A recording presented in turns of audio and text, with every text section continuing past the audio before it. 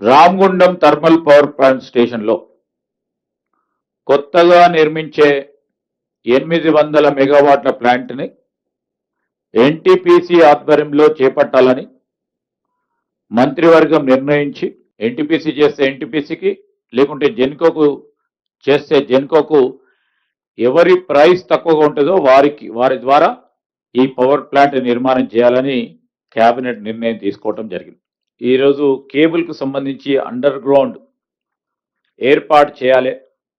ఆ under ground కేబుల్కు సంబంధించి ఒక మల్టీపర్పస్ యూటిలిటీ ఉండాలి అనే ఉద్దేశంతోనే ముందుకు పోతా ఉన్నాం. ఒక ప్రణాళిక సిద్ధం చేసుకుంటా ఉన్నాం. పేపర్ సబ్మిట్ చేసిన తర్వాత, స్టడీ పేపర్ సబ్మిట్ చేసిన తర్వాత ఏవైతే ఆపరేషన్ సర్కిల్స్ ఉన్నాయో ఎలక్ట్రిసిటీది, దాని పరంగా ఇప్పుడు ముందుకెళ్లాలని కేబినెట్ నిర్ణయం తీసుకుంది.